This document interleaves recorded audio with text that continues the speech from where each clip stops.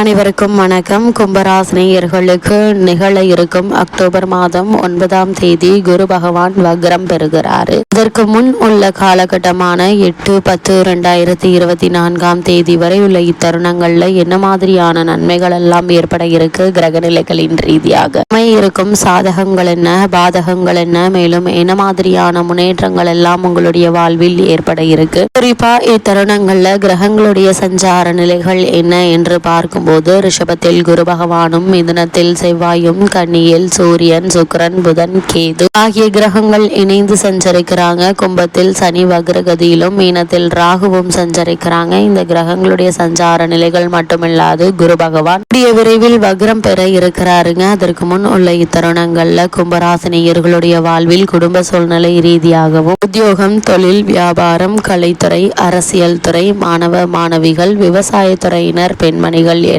அனைவருக்குமே என்ன மாதிரியான நன்மைகள் எல்லாம் ஏற்பட இருக்கு என்பது குறித்தான முழுமையான பதிவு தான் இந்த வீடியோல நம்ம விரிவா பார்க்க போகிறோம். அதற்கு முன்னாடி கும்பராசினியர்களான நீங்கள் வாஸ்து சம்பந்தமான தகவல்கள், ஆன்மீக தகவல்கள், நவகிரக சன்னதிகள் எங்கு உள்ளன, அங்கு சென்று எப்படி நாம் வழிபட வேண்டும், பரிகாரங்களை செய்யும் முறைகள் என்ன, உங்களுடைய ராசிக்கான பலன்கள் என்ன என்பதை படித்து தெரிந்துக்க வேண்டும் என்ற விருப்பம் இருந்துச்சு அப்படின்னா நம்ம சேனல் பேஜ்ல இருக்க வெப்சைட் லிங்கை கிளிக் பண்ணிக்கோங்க. அதே மாதிரி டிஸ்கிரிப்ஷன்லையும் அதற்கான வெப்சைட் லிங்க் கொடுக்கப்பட்டிருக்கு. அந்த லிங்கை கிளிக் பண்ணி படித்தும் தெரிந்து கொள்ளலாம். வாங்க இப்ப வீடியோக்குள்ள போலாம். அந்த வகையில கும்பராசியை சேர்ந்த அவிட்டம் 3ஆம் பாதம் முதல் சதயம், பூரட்டாதி 3ஆம் பாதம் வரை உள்ள நட்சத்திரக்காரர்களுக்கு 8-10-2024 தேதி வரை உள்ள இத்தருணங்கள்ல குடும்ப சூழ்நிலை ரீதியாக என்ன மாதிரியான நன்மைகள் எல்லாம் உங்களுடைய வாழ்வில் ஏற்பட இருக்கு என்று பார்க்கும்போது ராசிநாதனாகிய சனி பகவானும் வக்ரகதியில் சஞ்சரிக்கிறாங்க. சுக்கிரன் ஒருவரால் நன்மைகள் உண்டாக கூடிய ஒரு தருணமா இக்காலகட்டம் அமைஞ்சிருக்குது. ராசிநாதனாகிய குருவும் அனுகூலமாக இல்லைங்க. வரவை விட செலவுகளே அதிகமாக இருக்குங்க. கடினமான முயற்சித்தாலும் கூட அனாவசிய செலவுகள் உங்களால் கட்டுப்படுத்த இயலாதுங்க. வருமானம் நல்லபடியாக இருப்பதால் செலவுகளை சமாளித்து விடுவீங்க. நெருங்கிய உறவினர்களிடையே கருத்து வேற்றுமையும் ஒற்றுமை குறைவும் ஏற்பட்டு மன நிம்மதி பாதிக்கக்கூடிய ஒரு சூழ்நிலையும் இருக்கு. இது மாதிரியான நேரங்கள்ல யார் எது சொன்னாலும் அவற்றை மனதில் ஏற்றுக்கொள்ளாமல் நீங்கள் உண்டு, உங்களுடைய வேலை உண்டு என்று இருப்பது நல்லது. அதே போல் அடிக்கடி ஏதாவது ஒரு உடல் உபாதை ஏற்படுத்து மருத்துவ சிகிச்சை ஏற்க வேண்டிய ஒரு சூழ்நிலை இருக்குதுங்க. அதனால் உடலில் சிறு உடல் உபாதை என்றாலும் கூட உடனே மருத்துவரிடம் அணுகி அதற்கான சிகிச்சை எடுத்துக்கொள்வது மிக மிக நல்லதுங்க. மனதில் எதிர்காலத்தை பற்றிய கற்பனையான அச்சம் உருவாகுங்க. கணவன் மனைவியிடையே பரஸ்பர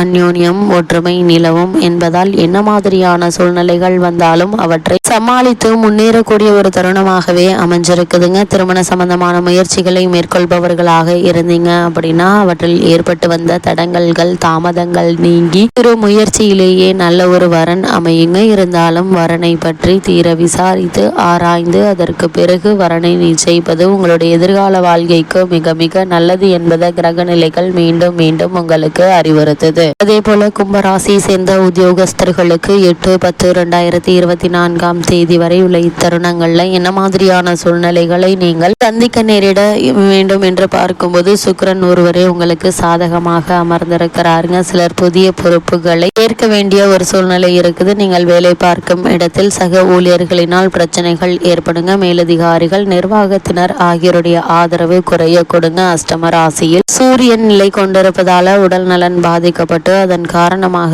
பணியிலிருந்து சில நாட்கள் ஓய்வெடுக்க வேண்டிய ஒரு சூழ்நிலை இருக்குதுங்க. அலுவலகத்தில் எவரையும் நம்ப வேண்டாங்க. நீங்கள் உண்டு, உங்களுடைய வேலை உண்டு என்றிருப்பது நல்லது. குறிப்பா எதிர்பாலினத்தவர்களிடம் உங்களுடைய சொந்த கருத்துக்களை பற்றியோ அல்லது சொந்த விஷயங்களை பகிர்ந்து கொள்ள வேண்டாம் என்பதையும் கிரகநிலைகள் மீண்டும் மீண்டும் உங்களுக்கு அறிவுறுத்துதுங்க. கும்பராசியை சேர்ந்த தொழில் மற்றும் வியாபாரம் செய்பவர்களுக்கு 8-10-2024 தேதி வரை உள்ள இத்தருணங்கள்ல என்ன மாதிரியான சூழ்நிலைகளை நீங்கள் சந்திக்க நேரிடும் என்று பார்க்கும்போது சுக்கிரன் ஒருவரை தவிர மற்ற கிரகங்களினால் நன்மை எதையும் எதிர்பார்ப்பதில் பயனில்லைங்க. சந்தையில் கடினமான போட்டியை நீங்கள் சமாளிக்க வேண்டியிருக்குங்க. முக்கிய தருணங்கள்ல நிதி நிறுவனங்கள் கைவிட்டு விடுங்க. சக கூட்டாளிகளினாலும் வெளிமாநில ஊழியர்களினாலும் பிரச்சனைகள் ஏற்பட்டு மன அமைதி குறையுங்க. சில தருணங்கள்ல நிதி நெருக்கடி ஏற்படக்கூடுங்க. உற்பத்திக்கு அவசியமான மூலப்பொருட்களுடைய விலை உயர்வதால உற்பத்தி உற்பத்தியை குறைத்து கொள்ள வேண்டிய அவசியம் ஏற்படக்கூடுங்க. ஏற்றுமதி துறையினருக்கு வெளிநாடுகளிலிருந்து வரவேண்டிய பாக்கிகள் வசூலாவதில் புதிய பிரச்சனைகள் ஏற்படுங்க. கூட்டாளிகளுடைய தொல்லைகளும் கவலை அளிக்கும் என்பதால் இது மாதிரியான நேரங்கள்ல பொறுமையாகவும் நிதானமாகவும் சூழ்நிலையை கையாள்வது மிக மிக அவசியம் என்பதை கிரகநிலைகள் மீண்டும் மீண்டும் அறிவுறுத்துதுங்க. அதேபோல் கும்பராசி சேர்ந்த கலைத்துறையினரை பொறுத்த வரைக்கும் இந்த 8/10/2024 வரை உள்ள இக்காலகட்டங்களில் என்ன மாதிரியான சூழ்நிலைகளை நீங்கள் சந்திக்க நேரிடும் என்று பார்க்கும்போது, கலைத்துறைக்கு அதிகாரியான சுக்கிரன் உங்களுக்கு சாதகமாக சஞ்சரிப்பதால் வாய்ப்புகளுக்கு எந்த ஒரு குறையும் இருக்காது. இருப்பினும் ஆரோக்கிய குறைவு காரணமாக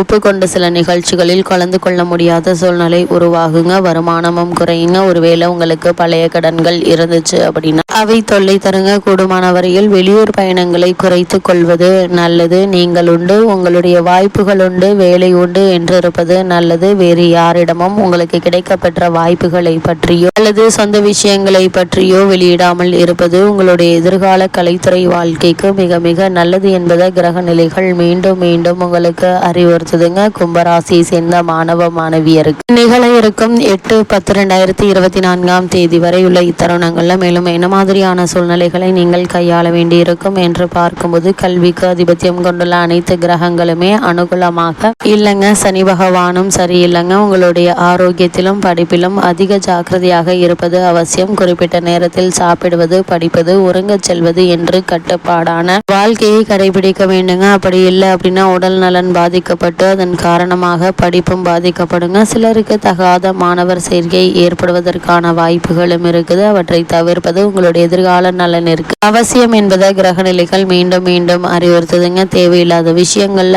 மனதை செலுத்த வேண்டாம் என்பதை கிரகநிலைகள் மீண்டும் மீண்டும் அறிவுறுத்துதுங்க. அதே போல கும்பராசி சேர்ந்த விவசாயத்துறையினரை பொறுத்த வரைக்கும் சூரியன், சனி மற்றும் செவ்வாய் ஆகிய கிரகங்கள் விவசாயத்துறையுடன் நெருங்கிய தொடர்புல இருக்காங்க. இவர்கள் மூவரும் உங்களுக்கு அனுகூலமாக இல்லைங்க. இது விளைச்சலையும் வருமானத்தையும் பாதிக்குங்க. அஷ்டமஸ்தானத்தில் சூரியன் நிலை கொண்டிருப்பதால் வயல் பணிகளின் போது விழிப்புடன் இருப்பது அவசியம். விஷ ஜந்துக்களால் உங்களுடைய உடல் நலன் பாதிக்கப்படுவதற்கு சாத்தியக்கூறுகள் உள்ளதை கிரகநிலைகள் எடுத்து காட்டுதுங்க. அதே போல கும்பராசியை சேர்ந்த பெண்மணிகளை பொறுத்த வரைக்கும் சுக்கிரன் ஒருவரை உங்களுக்கு ஆதரவாக சஞ்சரிக்கிறாருங்க. அதே போல் குடும்ப சூழ்நிலை கவலை அளிக்குங்க. கணவரின் மனநிலை வேதனை தரும். ஆரோக்கியத்திலும் கவனமாக இருப்பது மிக மிக அவசியங்க. வேலைக்கு சென்று வரும் பெண்மணிகளுக்கு சக ஊழியர்களிடம் மேலதிகாரிகளிடம் சற்று விலகி இருப்பது நல்லதுங்க. பிறர் தொடர்புகளினால் உங்களுடைய நற்பெயருக்கு களங்கம் ஏற்படும் என்பதை கிரகநிலைகள் சூட்சமமாக தெரிவிக்கும் பட்சத்தில் அதிக கவனத்தோடு இருப்பது நல்லதுங்க. அதே போல கிரகநிலைகளின் ரீதியாக கூறப்படும் பரிகாரம் என்ன